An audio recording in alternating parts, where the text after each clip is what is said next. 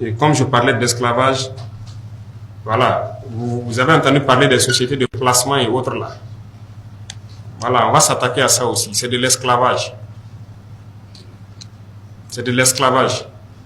Vous créez votre société, l'entreprise est là, il veut recruter, oui. Il peut faire appel à une société de recrutement, il recrute le personnel pour lui, selon des critères bien fixés. Mais qu'est-ce qui se passe? Lui, il veut un travail dans une entreprise, il se fait recruter par la société. L'entreprise le paye par exemple 300 000 le mois, la société le paye 80 000. Et il garde le reste. C'est ce qui est là. Les gens ne veulent pas changer leur comportement, on va s'attaquer à ça. Et il y en a plein partout. Causez avec les jeunes, ils vous diront. Vous trouvez que ce n'est pas de l'esclavage? Le gars, il travaille et c'est l'autre qui récupère tout. Et généralement, même, on ne le déclare pas à la caisse. Il est blessé, on le limoge. Il part à la retraite, il ne sait plus quoi faire. Il y a de l'esclavage que nous-mêmes, on s'administre. La dernière fois, la mairie a payé les travailleurs saisonniers là. Vous avez suivi ça? C'est de l'esclavage qui se passait. En 2022, dès octobre, ces gars-là se retrouvaient vers la résidence. Chaque matin, moi, je sortais, je les voyais et je les ai fait rencontrer pour comprendre. Quand ils ont expliqué leur situation, voilà. Mais pendant ce temps, des gens fêtaient leurs milliards à la mairie ici. Pendant qu'il y a des travailleurs, d'autres sont décédés. Que vous torpillez. C'est normal ça.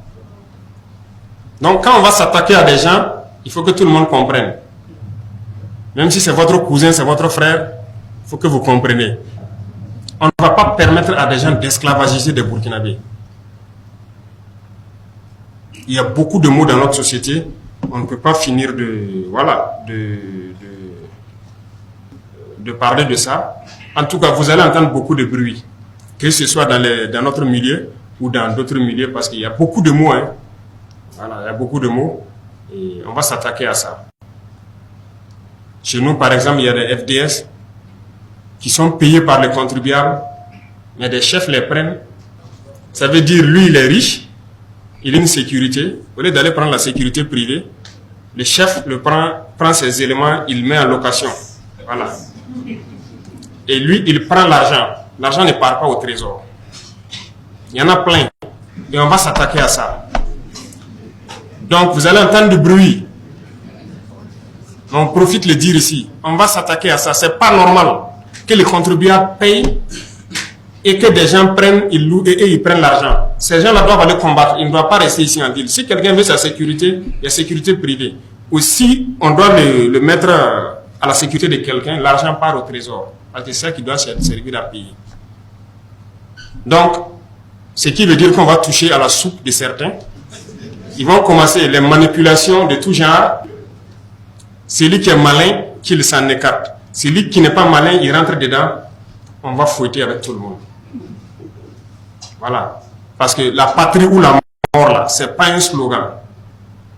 Ça a tout son sens. Et c'est maintenant que le sens réel de ce slogan-là, vous allez comprendre. C'est la patrie ou la mort. Soit on gagne pour la patrie, ou bien on meurt. Mais nous allons vaincre. C'est ça le plus important.